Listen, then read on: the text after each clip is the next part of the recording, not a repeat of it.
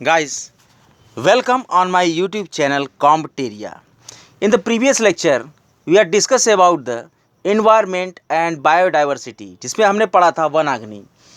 अब मैं पर्यावरण और इकोलॉजी में आज का सबसे ही बेहतरीन और इंट्रोडक्टरी लेक्चर स्टार्ट करने वाला हूं, क्योंकि UP TET C TET, UP aided junior selection exam और सभी प्रकार के टेट्स, रीट और पीसीएस, आरओ, एआरओ, ये सारे सिलेबस में पर्यावरण अपना बहुत ही महत्वपूर्ण भूमिका निभाता है और करंट अफेयर्स भी पर्यावरण से संबंधित आते हैं। तो लेट्स स्टार्ट द लेक्चर। पर्यावरण का परिचय, पर्यावरण की परिभाषा। पर्यावरण शब्द की उत्पत्ति फ्रेंच शब्द एनविरोनर से हुई है। इसका अर्थ है घिरा हुआ, घेरना, एक अविभाज्य समष्टि है। इसकी रचना भौतिक, जैविक, सांस्कृतिक तत्वों वाले परस्पर क्रियाशील तंत्रों से होती है। पर्यावरण उन समस्त परिस्थितियों और दशाओं में तीनों प्रकार की दशाएं, जैसे भौतिक, सामाजिक और सांस्कृतिक, ये तीनों दशाओं को प्रदर्शित करती है, जो किसी एकाकी जीव या जीव समूह को चारों ओर से आवृत्त करती है और उसे प्रभावित करती है। पर्यावरण संरक्षण अधिनियम 1986 के अनुसार पर्यावरण के अंतर्गत किसी जीव को चारों ओर से घेरने वाली भौतिक एवं जैविक दशाएं और उनके साथ अंतःक्रियाएं शामिल की जाती हैं। इसके संगठक में अंतर्गत जानते हैं, जैसे स्थल मंडल, जल मंडल और वायुमंडल, ये अजैविक संगठक हैं। और जैविक संगठक में पौधे, जंतु, मानव, सूक्ष्म जीव हैं। और ऊर्जा संगठक में सौर ऊर्जा, भूतापीय ऊर्जा है। पृथ्वी जो कि पर्यावरण में उपस्थित है, पृथ्वी का ही आवरण है पर्यावरण। इसको नीला ग्रह कहते हैं पृथ्वी को, क्योंकि इसकी 2/3 सतह पानी से ढकी है और अंतरिक्ष पे देखने में नीले रंग की दिखाई जाती है। एकमात्र ये ऐसा ग्रह है जहाँ हमें जीवन मिलता है। ये ना तो गर्म है ज़्यादा, न ही अधिक ठंडी, और यहाँ आवश्यक तत्व जैसे कि जीवन के लिए, जैसे भूमि, जल, हवा, ये सब मौजूद है। पर्यावरण के 3 महत्वपूर्ण घटक जहाँ आपस में मिलते हैं, वे एक दूसरे को प्रभावित करते हैं। पृथ्वी के ठोस भाग को, जिस पे हम रह रहे हैं, वो भूमंडल कहलाता है। और गैसों की परिधें जो चारों ओर से घेरती हैं पृथ्वी को, उसे वायुमंडल कहते हैं। और पृथ्वी के बहुत बड़े भूभाग पर जल पाया जाता है, जिसको जलमंडल कहते हैं। जीवमंडल एक ऐसा सीमित क्षेत्र है जहाँ स्थल, जल और हवा एक साथ मिलती हैं और यहीं पर जीवन पाया जाता है। महात्मा गांधी ने कहा है, पृथ्वी हर व्यक्ति की ज़रूरत तो पूरा कर सकती है, लेकिन मनुष्य के लालच को पूरा नहीं कर सकती। नाउ द नेक्स्ट पॉइंट, भूमंडल और जलमंडल। पृथ्वी के ठोस भाग को भूमंडल कहा जाता है। ये भूपर्पटी की चट्टानों, मिट्टी की पतली परतों का बना है और इसमें जीवों के लिए पोषक तत्व पाए जाते हैं। इसको 2 मुख्य भागों में बांटा जा सकता है, बड़े स्थलीय भूभाग महाद्वीप के नाम से और बड़े जलाशय को महासागरीय बेसिन के नाम से जाना जाता है। विश्व के सभी महासागर आपस में एक दूसरे से जुड़े हुए हैं। किसी समुद्र तल का सभी जगह समान होता है और स्थल की ऊंचाई समुद्र तल से मापी जाती है और जिसे शून्य माना जाता है। हमारी पृथ्वी पर 7 प्रमुख महाद्वीप हैं। ये विस्तृत जलराशि के द्वारा एक दूसरे से अलग अलग होते हैं, क्रमशः एशिया, यूरोप, अफ्रीका, उत्तरी अमेरिका, दक्षिणी अमेरिका, ऑस्ट्रेलिया और अंटार्कटिका।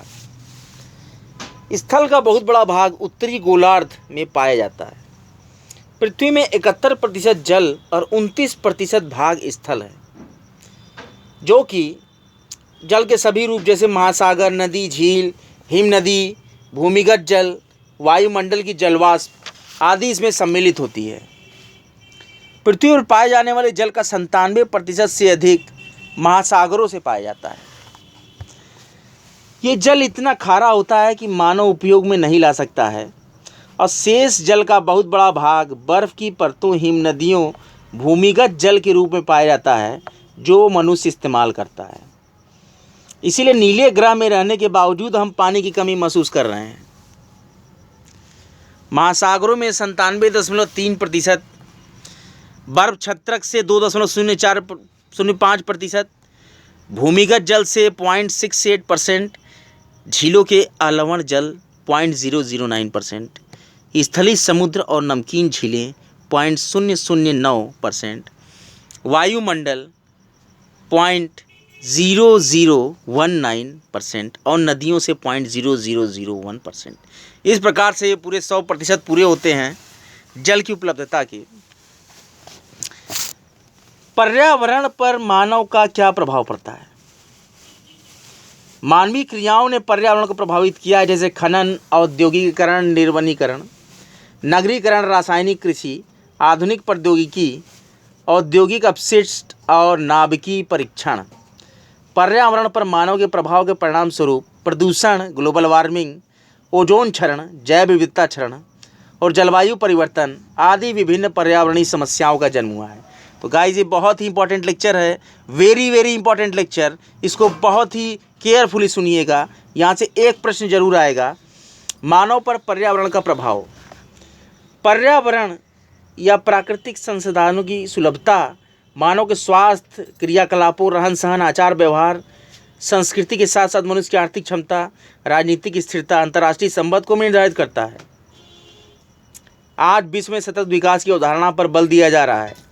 संपोषी विकास के लिए पर्यावरण का संपोषणी होना आवश्यक है। ध्यान रखिएगा, संपोषणी विकास के लिए पर्यावरण का भी संपोषणी होना आवश्यक है, क्योंकि हमारा पर्यावरण एक बंद तंत्र है, इसके संसाधन सीमित हैं।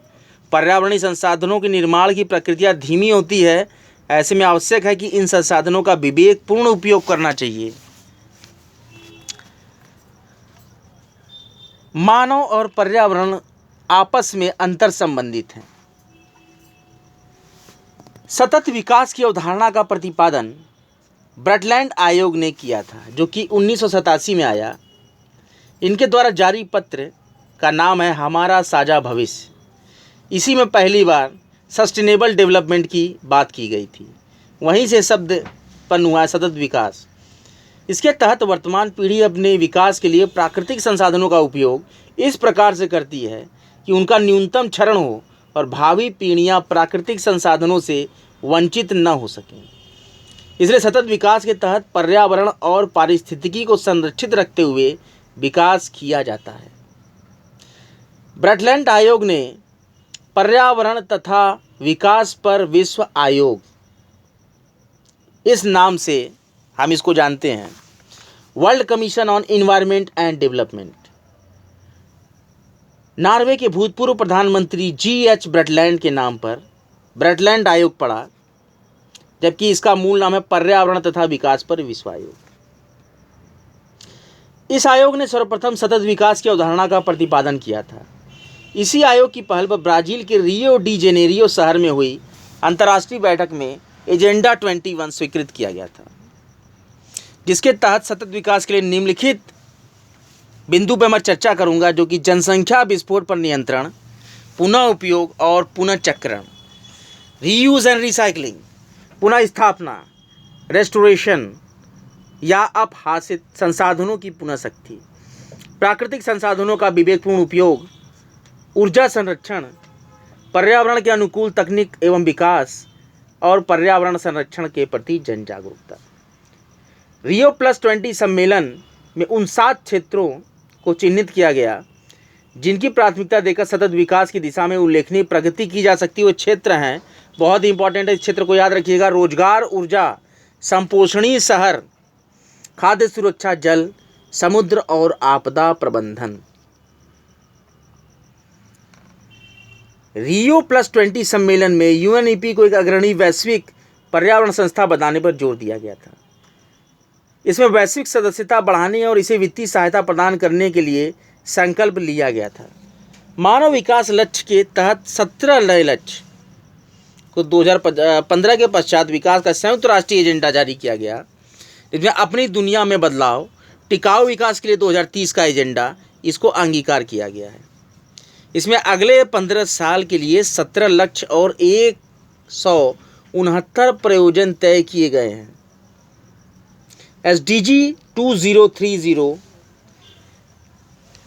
का स्थान सतत विकास लक्ष्य, सस्टेनेबल डेवलपमेंट गोल्स इस तरह से लेंगे कि इन महत्वाकांक्षी सतत विकास लक्ष्यों का उद्देश्य अगले 15 साल में गरीबी और भूख को समाप्त करना और लिंग समानता सुनिश्चित करने के अलावा सभी को सम्मानित जीवन अवसर उपलब्ध कराना होगा। संयुक्त राष्ट्र का एजेंडा 2020 क्या बोलता है? इसके 17 विकास लक्ष्यों की मैं चर्चा कर रहा हूं, जो कि बहुत ही इंपॉर्टेंट हैं। पहला लक्ष्य है गरीबी के सभी रूपों की पूरे विश्व से समाप्ति। दूसरा, भूख की समाप्ति, खाद्य सुरक्षा और बेहतर पोषण और टिकाऊ कृषि को बढ़ावा। तीसरा, सभी आयु के लोगों में स्वास्थ्य सुरक्षा और स्वस्थ जीवन को बढ़ावा। चौथा, समावेशी और न्याय संगत गुणवत्ता युक्त शिक्षा सुनिश्चित करने के साथ सभी को सीखने का अवसर मिलना चाहिए। पांचवा, लैंगिक समानता प्राप्त करने के साथ ही महिलाओं और लड़कियों को सशक्त करना है। छठवां, सभी के लिए स्वच्छता और पानी के सतत प्रबंधन की उपलब्धता सुनिश्चित करना। सातवां, सस्ती, विश्वसनीय, टिकाऊ और आधुनिक ऊर्जा तक पहुंच सुनिश्चित करना। आठवां, सभी के लिए निरंतर समावेशी और सतत आर्थिक विकास, पूर्ण और उत्पादक रोजगार तथा बेहतर कार्य को बढ़ावा देना। और नौवां, लचीले बुनियादी ढांचे, समावेशी और सतत औद्योगिकरण को बढ़ावा देना।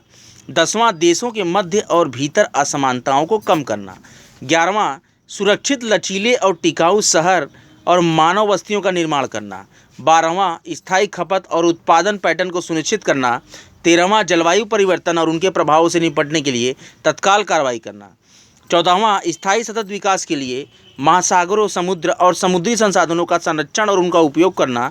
15वां, सतत उपयोग को बढ़ावा देने वाली स्थलीय पारिस्थितिकी प्रणालियों, सुरक्षित जंगलों, भूमि क्षरण और जैव विविधता के बढ़ते नुकसान को रोकने का प्रयास करना। और 16वां है सतत विकास के लिए शांतिपूर्ण समावेशी समितियों को बढ़ावा देने के साथ सभी स्तरों पर इन्हें प्रभावी जवाबदेह बनाना, ताकि सभी के लिए न्याय सुनिश्चित हो सके।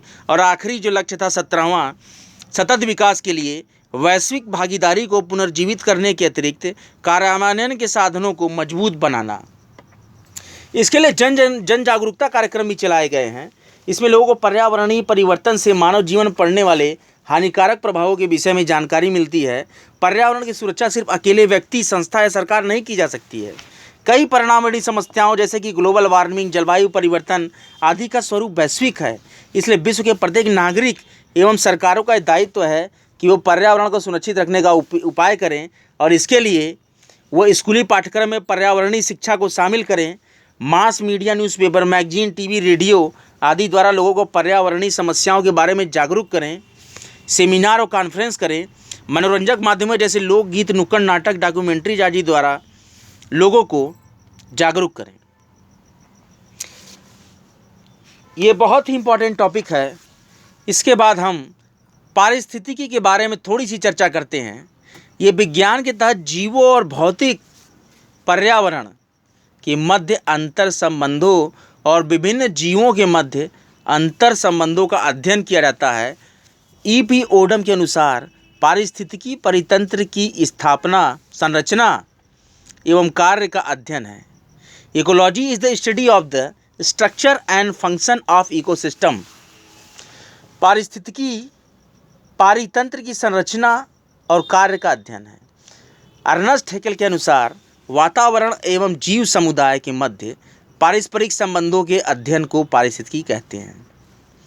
पारिस्थितिकी के अंतर्गत वातावरण और जीव समुदाय का अध्ययन किया जाता है। इकोलॉजी शब्द के प्रथम प्रयोक्ता रीटर थे और पारिस्थितिकी को सर्वप्रथम परिभाषित किया था अर्नेस्ट हैकेल ने। इसके जनक अर्नेस्ट हैकेल कहे जाते हैं। इकोसिस्टम वस्तुतः इकोलॉजिकल स्टडी की आधारभूत इकाई है, क्योंकि इकोसिस्टम की रचना भी जैविक तथा अजैविक दोनों घटकों से होती है।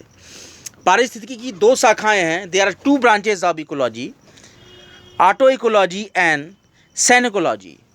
स्व पारिस्थितिकी किसी निश्चित पारितंत्र में एकाकी प्रजाति के पारिस्थितिक संबंधों का अध्ययन करते हैं। इसके अंतर्गत इसकी मूलभूत इकाई एकाकी प्रजाति होती है। एकाकी प्रजाति का उसके पर्यावरण के साथ संबंधों का अध्ययन किया जाता है। Now the second, synecology. इसमें निश्चित पारितंत्र में पाए जाने वाले समस्त पादप और जंतु समुदायों का उसके पर्यावरण के साथ संबंधों का अध्ययन करते हैं। इसमें अध्ययन की इकाई जैविक समुदाय होता है। जैविक समुदाय का अध्ययन करते हैं इसमें। जे होलीमन के 4 पर्यावरणीय नियमों की मैं चर्चा करने जा रहा हूँ, जो कि बहुत ही इंपॉर्टेंट है, जो कि पीसीएस के एग्जाम्स में अक्सर पूछ लेते हैं। जो आप कहते हैं कि पर्यावरण के क्वेश्चंस कहाँ से आ गए, तो इसमें रिटर, अर्नस्ट हैकेल और ईपी ओडम, इनकी थ्योरीज पूछी जाती है, जो कि मैं चर्चा कर चुका हूँ अभी पीछे। तो गाइस बहुत ध्यान से सुने। जे होलीमन के 4 पर्यावरणीय नियमों में पहला नियम मैं डिस्क्राइब कर रहा हूँ। जब हम किसी वस्तु को फेंकते हैं तो वह अदृश्य नहीं होती है, क्योंकि प्राकृतिक पर्यावरण में सभी पदार्थों का चक्रण और पुनर्चक्रण होता रहता है। सेकंड, सभी तंत्र एवं समस्याएं अंतर संबंधित होती हैं। थर्ड, जिस पृथ्वी पर हम रहते हैं उसके संसाधन सीमित हैं, इसलिए संसाधनों को दोहन जो करते समय सोचना चाहिए कि हम किस संसाधन का कितना दोहन करें। चौथा है, पृथ्वी पारितंत्र की स्थिरता दीर्घकाल में संपन्न हुई है, जबकि मानवीय क्रियाकलापों से इसमें अल्पकाल में ही अस्थिरता आ सकती है, क्योंकि मानव किसी भी खनिज का संसाधन का अतिरिक्त दोहन कर रहा है अपने फायदे के लिए। Now we are discuss about the very important topic deep ecology. गहन पारिस्थितिकी क्या है। अर्नेस्ट ने सन 1972 में बताया था कि यह प्रतिकेंद्रित इकोसेंट्रिक विचारधारा है, जिसके अनुसार मानव तथा अन्य जीव समान होते हैं। यह मानव जीवन की गुणवत्ता को बढ़ाए के साथ साथ पारिस्थितिक तंत्र के संरक्षण और पारिस्थितिक संतुलन के अनुरक्षण, जिसको कि मेंटेनेंस कहते हैं, इस पर जोर देती है। मानव को प्रकृति श्रेष्ठ नहीं मानती है और मानव द्वारा पर्यावरण में अत्यधिक हस्तक्षेप का विरोध करती है। नाउ शॉलो इकोलॉजी, सतही परिस्थितिकी, ये एंथ्रोपोसेंट्रिक है, मतलब मानव केंद्रित है, विचारधारा है। ये मानव को पर्यावरण से श्रेष्ठ मानती है और ये मनुष्य के हितों की रक्षा के लिए ही प्राकृतिक संसाधनों के संरक्षण और प्रदूषण नियंत्रण पर बल देती है। ये जस्ट अपोजिट है डीप इकोलॉजी के। Now ecosophy, what is the ecosophy. इसके प्रयोक्ता जिन्होंने पहली बार इसको प्रयोग किया था, अर्नेस्ट ने भूमंडलीय या पर्यावरणीय तंत्र में नेचुरल इकोसिस्टम और इकोलॉजिकल सौहार्द या पारिस्थितिकीय संतुलन की विचारधारा को इकोसोफी कहते हैं।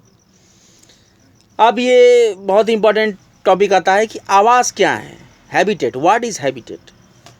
ऐसे स्थान जहाँ जीव रहते हैं, निवास करते हैं, उनको आवास कहते हैं। एक आवास में कई निकेत हो सकते हैं। नाउ पारिस्थितिकी निकेत और निक शब्द का प्रयोग सर्वप्रथम ग्रीनेल्स ने किया है। इन्होंने विभिन्न प्रकार की जातियों और उपजातियों के स्थानीय वितरण व्यवस्था को पारिस्थितिकी निके के माध्यम से निरूपित किया है।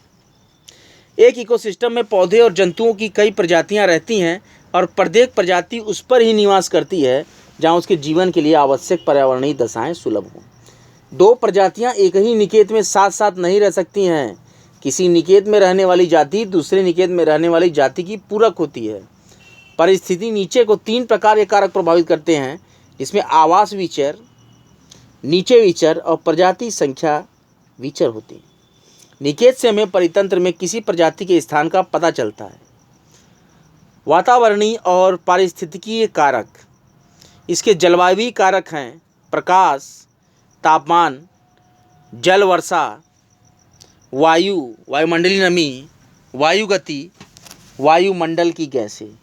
स्थलाकृति कारक हैं ऊंचाई और ढलान, और मृदीय कारक हैं खनिज पदार्थ, कार्बनिक पदार्थ, शैवाल, मृदा जीव, मृदा वायु, मृदा जल, मृदा अभिक्रिया। जैविक कारक हैं सूक्ष्म जीव, जीवाणु, कवक, सजीविता, परजीविता, मृतोपजीविता, अधिपादपता और कीटभक्षी पौधे। पत्ती पर पड़ने वाले सूर्य के प्रकाश का 83% भाग पत्ती एब्जॉर्ब कर लेती है और 12% भाग रिफ्लेक्ट कर देती है। 5% भाग ट्रांसमिटेड हो जाता है। 83% अवशोषित होने वाले भाग का 4% भाग क्लोरोफिल द्वारा प्रकाश संश्लेषण क्रिया के लिए ताप के रूप में उपयोग में लाया जाता है और शेष 79% भाग वातावरण में विसरित हो जाता है, डिफ्यूज हो जाता है, मिल जाता है, फैल जाता है। प्रकाश का प्रभाव उसकी तीव्रता, परिणाम, अवधि और गुण पर निर्भर करता है। What is photosynthesis, very important topic. इसके कार्य क्या है, प्रभाव क्या है। अक्सर यूपीपीसीएस और किसी भी यूपी टेट वगैरह के एग्ज़ाम में, और आपका भी UP aided junior selection exams होंगे, उसमें साइंस के थ्रू ये क्वेश्चन पूछ लिया जाएगा। पर्यावरण सीटेट में क्वेश्चन पूछे जाते हैं, व्हाट इज़ फोटोसिंथेसिस। इसमें हरे पौधे सूर्य के प्रकाश को विकिरण ऊर्जा के रूप में प्राप्त करते हैं और क्लोरोफिल की उपस्थिति में कार्बन डाइऑक्साइड और जल द्वारा भोजन का निर्माण करते हैं। इस प्रकार प्रकाश संश्लेषण की क्रिया में विकिरण ऊर्जा रासायनिक ऊर्जा में बदल जाती है। सूर्य प्रकाश के सातों रंगों में से केवल 2 रंगों लाल और नीला के प्रकाश में प्रकाश संश्लेषण क्रिया होती है और प्रकाश संश्लेषी वर्णक पर्णहरिम, कैरोटीन और जैंथोफिल कहे जाते हैं। नाउ ट्रांसपीरेशन, वाष्पोत्सर्जन। इसी क्रिया में पौधों के रंध्रों का खुलना और बंद होना प्रकाश के परिमाण या तीव्रता पर निर्भर करता है। वाष्पोत्सर्जन के लिए सबसे आवश्यक तत्व पोटेशियम है। Now movement. प्रकाश की उपस्थिति में पौधे या उनके भाग प्रकाशानुवर्तन गति करते हैं। तना प्रकाश की ओर वृद्धि करता है और जड़ अंधेरे की ओर वृद्धि करती है। जड़ जो है ऋणात्मक प्रकाशानुवर्तन गति करती है और तना जो है वो धनात्मक प्रकाशानुवर्तन गति करता है। नाउ प्रकाश प्रभावित बीजों के अंकुरण में लाल प्रकाश का सर्वाधिक प्रभाव पड़ता है। लाल प्रकाश की उपस्थिति में अंकुरण शीघ्र होता है। प्रकाश के अभाव में शिशु पौधा अधिक लंबा एवं पीला हो जाता है। नाउ द फोटोफिलस और हेलियोफिलस आर सन लविंग प्लांट्स, जिसको प्रकाश प्रिय पौधे कहते हैं। इसकी श्रेणी में मैं उदाहरण देता हूँ, सूर्यमुखी, चीड़, सागौन, बहुत ही इंपॉर्टेंट है, ध्यान से सुनिएगा। इसके बाद फोटो न्यूट्रल प्लांट्स, प्रकाश उदासीन पौधे, कपास, मटर, मिर्च, सूर्यमुखी। इन पौधों के पुष्पन में दीप्तिका का कोई प्रभाव नहीं पड़ता है। Now the sciophilous or heliophobous or shade loving plants, छाया प्रिय पौधे, कैक्टस, एबिस और पाइसिया। नाउ फोटो पीरियड, जिसको दीप्तिकाल बोलते हैं, कोई जीव जितनी देर सूर्य की रोशनी में रहता है उसे फोटो पीरियड कहते हैं। जीवों की प्रकाश के प्रति अनुक्रिया को फोटो पेरियोडिज्म या दीप्तिकालिता कहते हैं। Now the second most important topic is temperature, but this topic will discuss on tomorrow. Now I stop my lecture because lecture is very long, so you all must watch and comment on my channel Compteria. Please like, subscribe and press the bell icon. Many more very important environment, biodiversity and ecology lectures will given by me in future. So my lecture series are continuously starts and it starts now, और ये इसी तरह से चलती रहेगी। निरंतर मेरे lectures आते रहेंगे। कॉम्टेरिया चैनल को अधिक से अधिक देखें।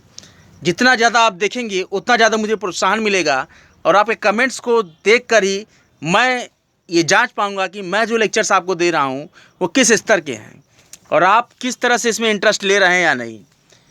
तो गाइस, मेरे चैनल को लाइक कीजिए, सब्सक्राइब कीजिए, बेल आइकन को ज़रूर प्रेस कीजिए।